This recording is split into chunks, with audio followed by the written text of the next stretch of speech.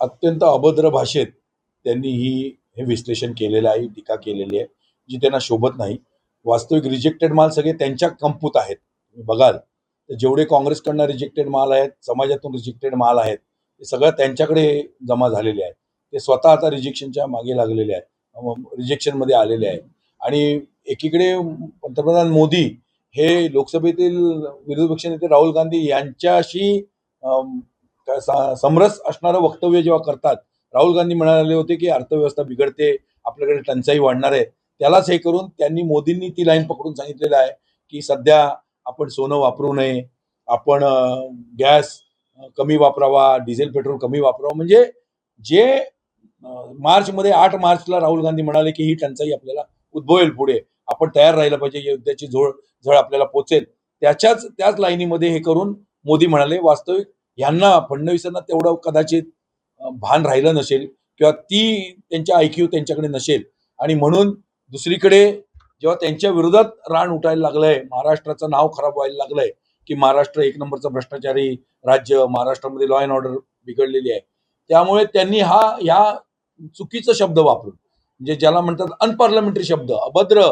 शब्द वापरून त्यांनी, वास्तविक ते ब्राह्मण आहेत आणि ब्राह्मणाच्या तोंडून असे त्यांनी वेदास म्हणायचे असतात, त्यांनी असे शब्द वापरले. त्याचा ठाणा काँग्रेस निषेध करते. करावा निषेध, तेवढा थोडा आहे. त्यांनी महाराष्ट्राकडे लक्ष द्यावं. महाराष्ट्रामध्ये शेतकरी बेहाल आहेत, विद्यार्थी बेहाल आहेत, लाखो विद्यार्थी पास झालेले, त्यांच्या ऍडमिशनकडे लक्ष द्यावा. नोकऱ्या मिळत नाही आहेत, बरेचसे उद्योगधंदे बंद पडत चाललेले आहेत.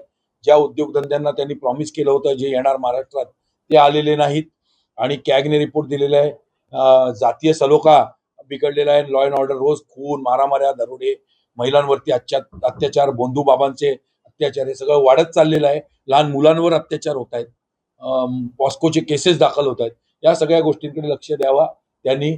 अनेक IPS अधिकारी हे ठाण मांडून आहेत, 10-10 वर्ष, 5-5 वर्ष. वास्तविक त्यांच्या कारकिर्दीमध्ये जर लॉ अँड ऑर्डर शहरांमधली बिघडत असेल, गावांमधली बिघडत असेल, परवा SP कुलकर्णी, SP जोशी यांच्याही बाबतीत तसं घडलं. कलेक्टर पकडला गेलाय तिकडे, जिल्हाधिकारी. या सगळ्या गोष्टी, आमच्या ठाणे महानगरपालिकेतला उपायुक्त निलंबित झालेला आहे. या सगळ्या गोष्टींकडे वास्तविक त्यांनी लक्ष द्यावं. ठाण्याकडे त्यांनी लक्ष द्यावं. ठाण्यामध्ये प्रचंड भ्रष्टाचार हे झालेला आहे आणि भ्रष्टाचारांना पाठीशी घालण्याचं काम देवेंद्र फडणवीस करतायत. रुपाली चाकणकरांना वाचवायचं असेल की आणखी त्या भोंदूबाबा खरातला वाचवायचं असेल किंवा मग तटकरेंच्या बाबतीतली भूमिका असेल, या सगळ्या भूमिका त्यांनी स्पष्ट कराव्यात आणि त्यांनी महाराष्ट्राकडे लक्ष द्यावा, हीच आमची विनंती आहे. देवेंद्र फडणवीसांना महाराष्ट्राच्या बाहेर कोणी ओळखत नाही. कन्याकुमारीला त्यांनी रॅली घेऊन दाखवावी, त्यांनी काश्मीरला रॅली घेऊन दाखवावी. वास्तविक त्यांना घेता पण येणार नाही, त्यांना मोदी हे देणार नाही.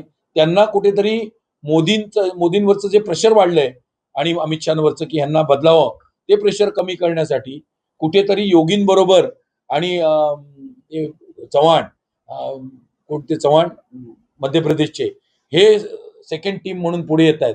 तर ती हे कणी कापण्यासाठी, आणि आता विनोद तावडेंना पाठवलंय राज्यसभेवर, जे संकेत दिलेले आहेत.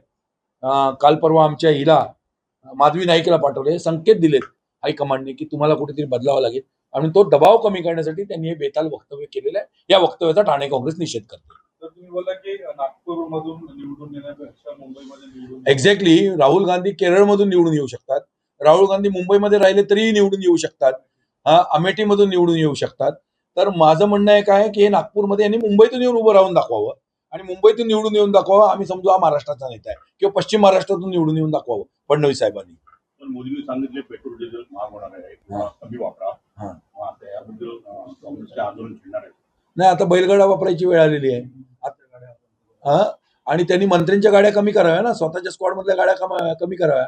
मंत्र्यांना ज्या 10-10-20-20 गाड्या देतात, इंधनाचं बचत करावी, 2च गाड्या ठेवाव्यात मंत्र्यांच्या मागे, आणि पोलिसांच्या 2 गाड्या, 3-4 गाड्या बस झाल्या. ते जे मोठा हे घेऊन फिरतात कन्वय दाखवायला, जो दिखताय वो बिकताय, सगळे शायनिंग मारत असतात मंत्री नुसते. इकडे बघाल तर एवढ्या मोठ्या गाड्या, सगळे ट्रॅफिक थांबवतात, जनतेला थांबवतात, जनतेचं इंधन वाढतं, जनतेला गाड्या अर्धा तास थांबवल्यामुळे त्यांचंही फ्युल जातं.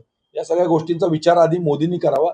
मिनिस्टरांच्या गाड्यांमधला ताफा कमी करावा, अधिकाऱ्यांच्या गाड्यांमागचा ताफा कमी करावा. अधिकाऱ्यांनी पण रिक्षाने फिरावं, अधिकाऱ्यांनी पण सायकलाने फिरावं. म्युन्सिपल कमिशनर असेल, IPS असतील, यांनी पण सायकल, आता जसे ह्याचे इंग्लंडचे पंतप्रधान किंवा अमेरिकेचे पंतप्रधान सायकलवर फिरतात ओबामा आता, तसं यांनी पण सायकलवर फिरावं. सायकलवर फिरण्याचे दिवस आले. त्यांना गरज लागली तर आम्ही बैलगाड्या पण देऊ त्यांना.